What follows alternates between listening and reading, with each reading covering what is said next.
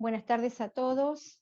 Hoy iniciamos la segunda parte de nuestra cursada de la Cátedra de Didáctica del Nivel Superior y avanzaremos específicamente en el núcleo temático número 3, que tiene que ver con planeamiento, con currículum, planificación didáctica y plan de cátedra. Nuestro eje temático específicamente se refiere a didáctica y currículum en el nivel de educación superior. Para ello, antes de abordar específicamente lo que tiene que ver con el plan de cátedra, me interesa recuperar de los saberes, que ya por cierto ustedes los han construido, dos herramientas conceptuales relevantes para la planificación en el nivel de educación superior. Y una de ellas es el diseño curricular. ¿Qué es el diseño curricular? Es un documento, ¿sí? Ustedes, cuando cursaron didáctica y currículum, habrán podido apreciar, de acuerdo al material que trabajamos en una clase, de los distintos diseños curriculares conforme transcurrían los años en la educación de la provincia de Buenos Aires. Bien, lo importante es saber que el diseño curricular es un documento que nos proporciona orientaciones claras sobre el qué y el para qué se quiere educar. ¿Recuerdan los pilares básicos de la didáctica? Pues bien, el qué aludía al contenido y el para qué la finalidad, es decir, el currículum, el diseño curricular, confluye e integra las aspiraciones educativas que tiene un país o una provincia con respecto a la educación. Bien, esta definición de currículum la podemos encontrar en el marco referencial curricular vigente de la provincia de Buenos Aires, en el marco de la resolución 4358 del año 2018. Bien, ahora, a medida que vamos avanzando en la clase, vamos a poder establecer la diferencia entre lo que es un marco curricular referencial y un diseño curricular. Por lo pronto, la herramienta conceptual de relevancia es qué entendemos por diseño curricular, es decir, ese documento que explicita las intenciones en materia del qué y el para qué enseñamos, qué y para qué educamos. Bien, y la otra es la planificación. Por supuesto que ustedes esta herramienta, no solamente que conocen el concepto, sino que además también la han podido vivenciar durante toda la cursada de didáctica y currículum, culminando como producto de la cursada con un plan de clase, y este año trabajando en el enriquecimiento de tal planificación en el marco de la cátedra práctica de campo 3. Quiero recuperar las palabras de la autora María Cristina Davini cuando habla de planificación. Es la programación anticipada que nos permite reflexionar acerca del para qué, el qué, que también estaban en el diseño curricular, y en la planificación nosotros le agregamos el cómo, es decir, lo metodológico, lo estrictamente que tiene que ver con métodos, con técnicas, ¿no es cierto?, y con actividades. Recuperadas, ¿no?, estas de nuestra estructura cognitiva, estos dos conceptos, avancemos entonces en lo que tiene que ver con la diferencia entre marco referencial curricular, ¿sí?, y diseño curricular. Y con este ejemplo, con este gráfico, les quiero sintetizar los distintos niveles de concreción curricular. ¿Qué es el marco referencial curricular? Es, como dice la palabra, un marco de referencia general. Ustedes saben que el sistema educativo argentino en este momento está estructurado en niveles educativos, ¿sí?, nivel inicial, primario, secundario y superior, al que pertenecemos nosotros, con el tramo, y modalidades, ¿sí? Ese marco referencial curricular habla de las generalidades del sistema educativo, pero ya da indicaciones precisas en términos de política educativa, es decir, que se pretende con la educación de cada uno de los niveles, cuál es el concepto de aprendizaje que se maneja, el concepto de enseñanza y cuál es la característica de los sujetos de la educación, es decir, los alumnos, y cuál es la finalidad de educarlos. En este caso, este marco referencial curricular prioriza el tema de las competencias y habilidades para el siglo XXI. Bien, en ese marco referencial curricular, de ese marco, se desprenden los diseños curriculares para cada uno de los niveles educativos. Y por supuesto que el nivel de educación superior también tiene su propio diseño curricular. Eso es lo que es general para toda la provincia y todas las instituciones educativas, ¿sí? El marco referencial curricular y después cada institución, dependiendo del nivel, tendrá su diseño curricular propio. Esto es general. Ahora bien, cada institución tiene su proyecto institucional, ¿sí? Donde establece, por supuesto, sus intencionalidades educativas en el marco del diseño curricular vigente, y a su vez, en esa institución educativa que tiene un proyecto institucional propio, que no es arbitrario, sino que tiene un encuadre normativo y de política educativa específica, estamos los profesores con cada una de las cátedras. Y nuestro plan que concreta nuestra intencionalidad de la cátedra es el plan de cátedra, que se llamará asignatura, espacio curricular, dependiendo la organización de la carrera. Bien, no es mi intención en este momento desarrollar proyecto institucional, pero correspondía que le dé a ustedes las primeras herramientas conceptuales para comprender cómo se elabora un proyecto institucional y por qué es importante que los profesores, al momento de diseñar nuestros propios planes de cátedra, tengamos como marco referencial, por supuesto, el diseño curricular, pero también el proyecto de la institución. Bien, entonces, veamos específicamente el proyecto institucional. El Reglamento General de Instituciones Educativas de la Provincia de Buenos Aires, decreto 2299 del año 2011, habla específicamente que el proyecto institucional es la planificación, ¿no es cierto?, que busca asegurar la mejor realización del acto educativo como resultado de acuerdos institucionales, ¿sí? Y por supuesto que ese proyecto institucional y ese reglamento establece que el proyecto institucional debe dar respuesta a las necesidades planteadas en una comunidad educativa concreta. Hablamos de necesidades planteadas en materia educativa. Veamos rápidamente, ¿sí?, cuáles son los elementos que componen un proyecto institucional. En principio, un diagnóstico institucional. No podemos hacer un proyecto si no hay un análisis del contexto, ¿no? Que tenga en cuenta todos estos elementos, es decir, desde dónde está ubicada la escuela con las características del contexto, ¿no es cierto?, hasta la caracterización de la comunidad en la cual está inserta la escuela, ¿sí? Además también de tener en cuenta el contexto en el que está ubicado, también tiene en cuenta las características singulares del alumnado, ¿no es cierto? Y específicamente todo lo que tiene que ver con el equipo docente. Ustedes habrán escuchado hablar de POF y de POFA específicamente, y bueno, en la POF y en la POFA se van consignando todos los datos docente por docente en materia de su situación de revista, si es titular, provisional o suplente, su currículum, su preparación profesional, los años que lleva en el establecimiento.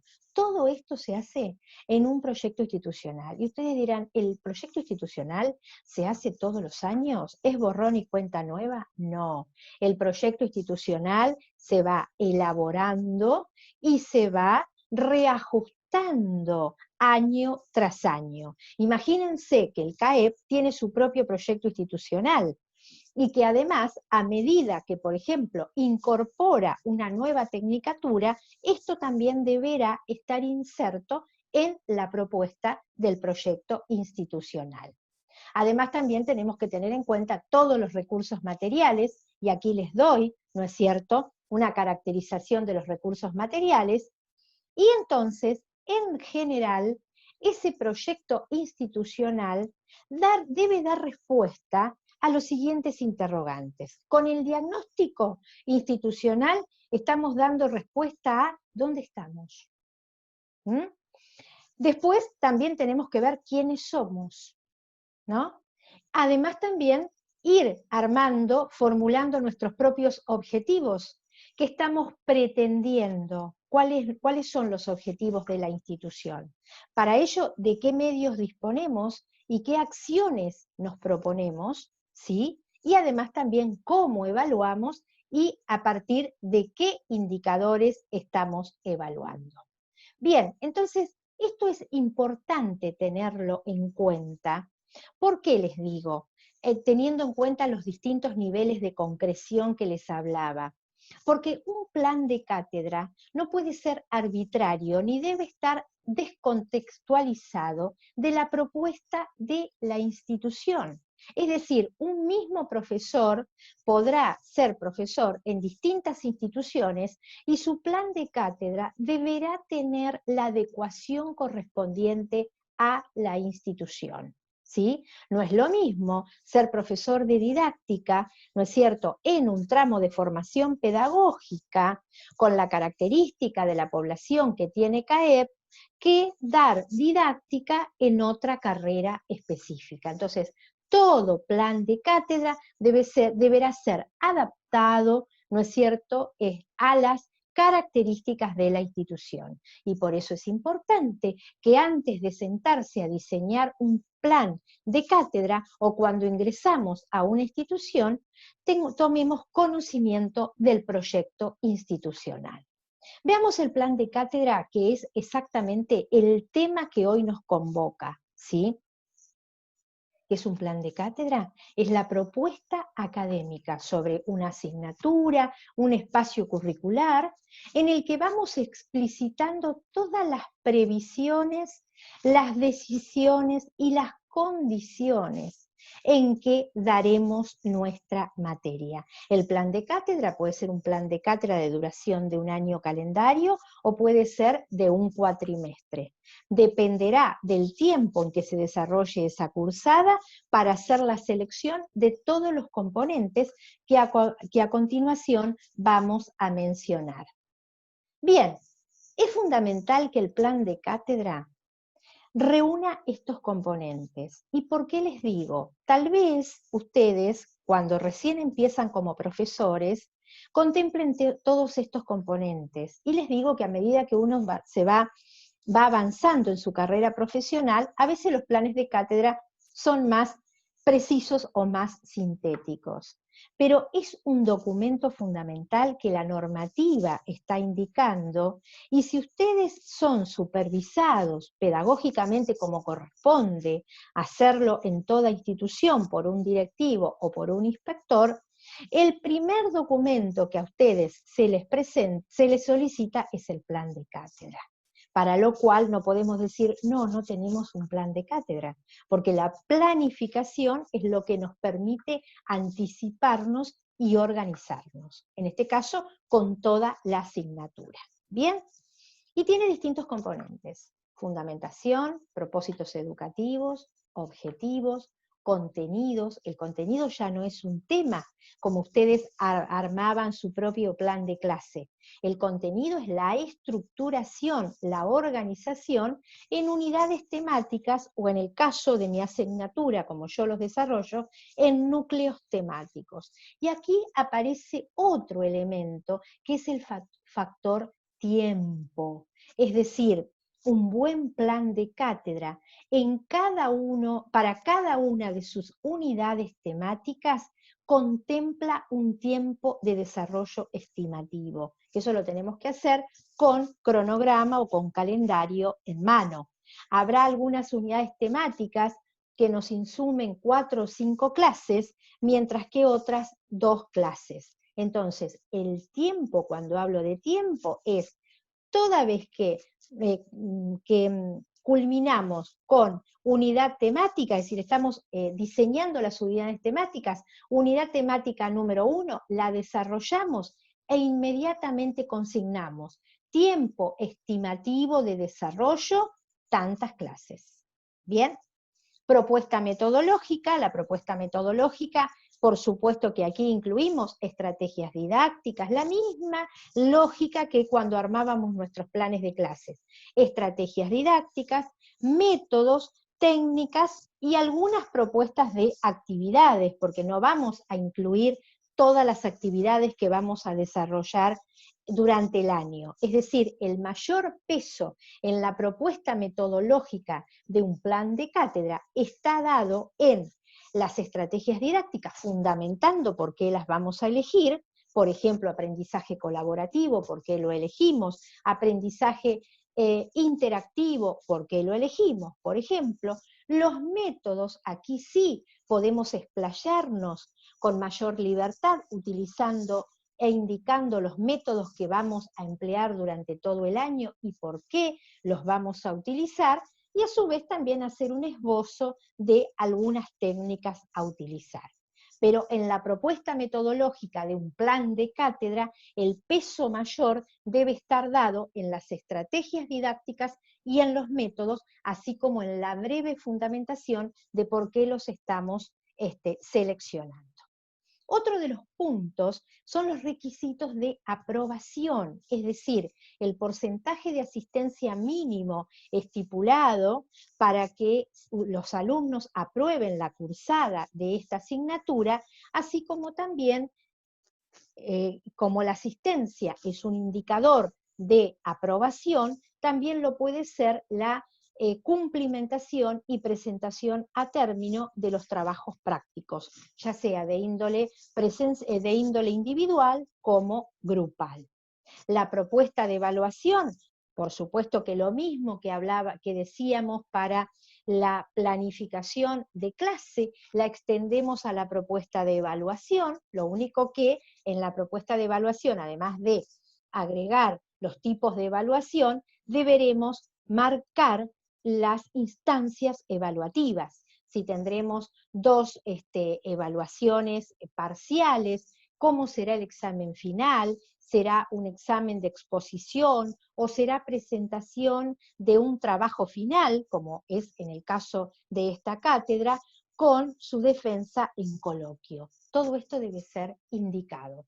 Y la bibliografía, que parece un detalle y no lo es, debe indicarse y especificarse la que es propuesta para el docente y la que es para los alumnos. Ustedes dirán, ¿es la misma? Yo les digo, no, porque nosotros, por ejemplo, como docentes, generalmente accedemos a varios capítulos de un libro y hacemos una selección para los alumnos, o leemos todo el Reglamento General de Instituciones Educativas con respecto a proyecto institucional y para ustedes solamente seleccionamos un artículo. Esto debe indicarse en el plan de cátedra. A medida que vayamos avanzando en las clases sucesivas, haremos hincapié en los distintos componentes, pero hoy quiero detenerme en el primero, en la fundamentación. Y ustedes dirán, generalmente, ¿por qué? Porque la fundamentación cobra especial relevancia en un plan de cátedra, porque es justamente el aspecto, el componente en el que justificamos nuestra propuesta, en el marco del encuadre general.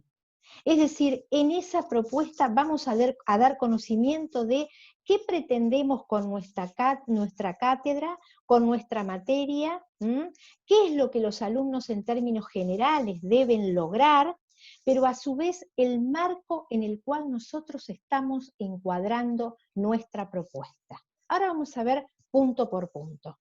Lo importante es que esa fundamentación sea clara y tenga el debido sustento teórico de la asignatura, esté redactada con un vocabulario técnico, pero sobre todo conforme a los saberes didácticos de la materia. Es decir, en la fundamentación que ustedes diseñen, deberán utilizarse los términos didácticos que nosotros utilizamos, no otros, ¿sí?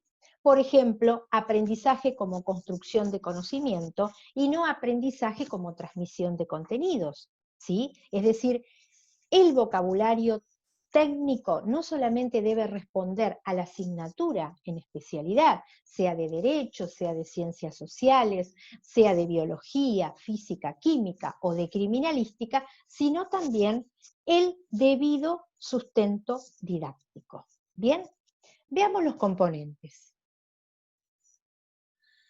Vamos a hacer cómo organicé yo fundamentalmente la presentación de los componentes. En términos generales vamos a hacer un barrido de todos y después los vamos a analizar en el marco de la fundamentación de la propuesta de mi plan de cátedra para esta asignatura.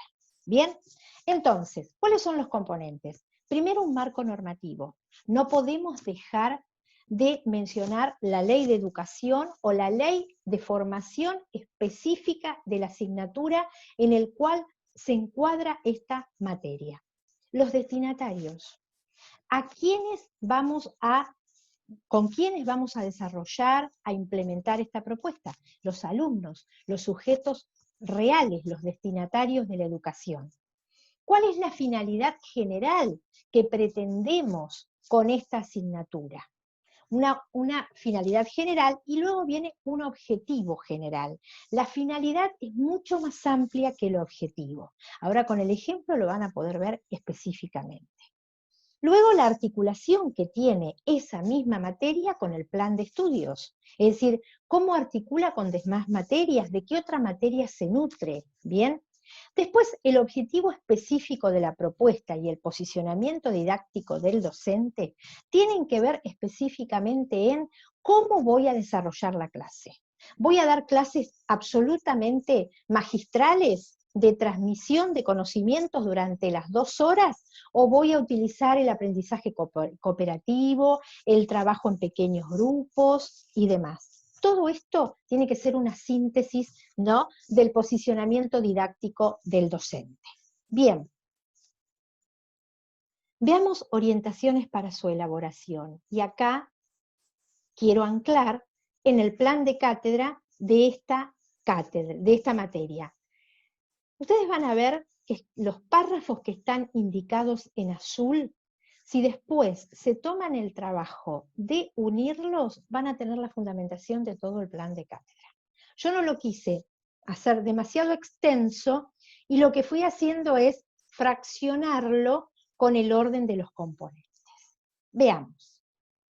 Primero, marco normativo en el que se encuadra la propuesta. Entonces, así empezaba yo mi plan, ¿sí?, mi fundamentación. No vamos a leer todo, pero fíjense lo que está subrayado. Hice referencia a la Ley de Educación de la Provincia de Buenos Aires, el número, y el artículo 35 que habla específicamente de la educación superior. Ese es el encuadre normativo, ¿no?, que le doy a mi propuesta. Bien, ustedes podrán apreciar todo el párrafo. 2. Los destinatarios. ¿Qué característica tienen los sujetos de la educación para esta cátedra de didáctica superior? Son adultos, primero, son portadores de saberes propios de la especialidad y tienen saberes didácticos que ya han construido en didáctica y currículum durante su primer año. Ustedes verán que con un párrafo no me debo extender demasiado. Si ustedes me preguntan en extensión, es no más que una carilla o una carilla y media en tamaño A4, ¿sí? No se necesita grandes extensiones, pero ahora les voy a decir por qué somos tan exigentes o soy tan exigente con los componentes. Avancemos. Finalidad de la asignatura, en este caso de didáctica del nivel superior, ¿sí? La intencionalidad es que se apropien y que se enriquezcan ese saber didáctico que tienen, ¿no? Para trasladarlo al nivel de educación superior, o en el nivel donde van a desempeñar sus prácticas. Ni más ni menos que aplicar todo lo que han ido construyendo en didáctica para ser profesores en la especialidad que ustedes tienen. Objetivo general, vamos especificando más. Entonces, esta asignatura, ¿qué pretende? Que puedan abordar las diferentes formas de organización en un aula de educación superior, conozcan estrategias didácticas de mayor pertinencia. Ustedes recuerdan los primeros trabajos que hicimos con respecto a Del Regno, ¿sí? Y a su vez empezar a diseñar sus propias propuestas didácticas, que ya empezaron específicamente con un plan de clase y este año culminarán con un plan de cátedra de toda la asignatura, de la especialidad que ustedes seleccionen. Articulación con otras asignaturas del plan de estudio, es decir, yo aquí lo que hice fue mencionar con qué otras asignaturas del plan de formación del tramo pedagógico articula, y además también la articulación necesaria con didáctica y currículum de primer año. Una vez que indicado esto, voy al objetivo específico, ¿sí? Y el objetivo específico es generar y promover espacios sistemáticos para abordar las principales categorías de intervención en el nivel superior, que este año obviamente hemos tenido que modificar porque ha resultado interrumpida la presencialidad. Pero no por ello, ¿no es cierto?, no por ello no hemos podido avanzar con la propuesta. Sí hemos tenido que darle un giro a la parte que tiene que ver con el cómo de la enseñanza. Y después el posicionamiento didáctico es qué voy a favorecer, qué voy a potenciar en los alumnos para que puedan apropiarse, para que puedan tener un saber didáctico en materia de didáctica del nivel superior, ¿no? Y entonces tiene que ver con la importancia y la relevancia que le doy a la diversidad de saberes, a enfatizar el intercambio, a la participación en el trabajo colaborativo y demás. Ustedes verán que cada uno de los componentes se desarrolla a través de un párrafo, es decir, que era como yo les decía, no es demasiado extenso. En esto somos muy exigentes, ¿por qué? Porque realmente la fundamentación, después, lo vamos a ver en clases siguientes, se tiene que ir desprendiendo de la fundamentación, se tienen que ir desprendiendo los propósitos y los objetivos, ¿no es cierto? Entonces, hay muchísima tendencia, es una práctica recurrente que yo la he visto hablo desde mi experiencia, a armar una fundamentación bajo la técnica del corto y pego. O bien, trato de adecuar, ¿sí?, una fundamentación de otra materia, en trabajo colaborativo con otro docente. Eso no está mal, pero en sí tiene que ser precisa y tiene que, cuando leemos la fundamentación, saber no exactamente y claramente cuál es la intencionalidad educativa del docente con esos alumnos en esa asignatura. ¿Bien? Si ustedes veían, entonces, de acuerdo a lo que habíamos visto en la clase anterior, que eran las 10 categorías, ¿no?, de competencias para enseñar que planteaba el autor Perrenú, había una que era participar de la gestión de la escuela. Y entonces, participar de la gestión de la escuela es también conocer ese proyecto institucional e integrar, ¿no es cierto?, ese plan de cátedra en el marco de ese proyecto institucional. Lo importante entonces es que ustedes conozcan de qué hablamos cuando hablamos de un plan de cátedra y que ya empiecen a ponerse en contacto con el plan de cátedra, se apropien de sus propios componentes, ¿no es cierto?, para empezar ya a transitar este tiempo de diseño de su propio plan de cátedra. ¿Bien? Por eso los convoco, una vez que ya se hayan apropiado de este video, a reunirse en pequeños grupos de hasta 3 integrantes. Traten en lo posible de mantener ese número, 2 o 3 integrantes, porque el trabajo consiste en seleccionar la planificación didáctica que más les resuene, que más ustedes consideren que se presta para hacer esta tarea, ¿no es cierto? Esa misma planificación didáctica que fue producto, ¿no es cierto?, de la Cátedra de Didáctica y Currículum, y que este año ustedes están enriqueciendo para implementar en los espacios de práctica de Campo 3, entonces, reunidos en grupos de hasta 3, seleccionamos una planificación didáctica e empezamos a diseñar para esa planificación didáctica de esa materia en particular, una fundamentación. Porque es el primer paso para empezar a armar un plan de cátedra. Un plan de cátedra no solamente son los contenidos, un plan de cátedra son todos estos elementos. Por eso también les dejo, ¿no es cierto?, el ejemplo práctico del plan de cátedra de nuestra materia, y si ustedes, como les decía, se toman el tiempo para poder unir, ¿no es cierto?, correlativamente y cronológicamente estos párrafos que están indicados en azul en este Power, van a ver que es una fundamentación. Otra de las recomendaciones es que no hagan párrafos inconexos. Ustedes no tienen que poner título del marco normativo y demás, sino que los componentes son a modo de guía. La fundamentación tiene que ser un texto que tenga coherencia y buscar conectores, es decir, adverbios de modo, de cantidad, de tiempo, en primer lugar, para luego, en consecuencia. Todos estos adverbios hacen que el texto tenga mayor coherencia interna y sea más claro para comprender y comunicar. Esto es todo lo que les he brindado en esta clase.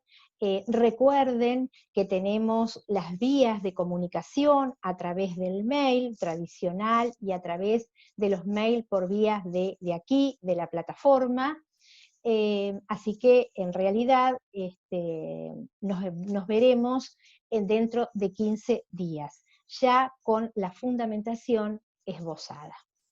Como siempre, es un gusto comunicarme con ustedes. No duden en establecer contacto por los medios que ya hemos indicado ante cualquier duda que les surjan al respecto. Tengan ustedes muy buenas tardes y espero que se encuentren muy bien. Hasta la próxima clase.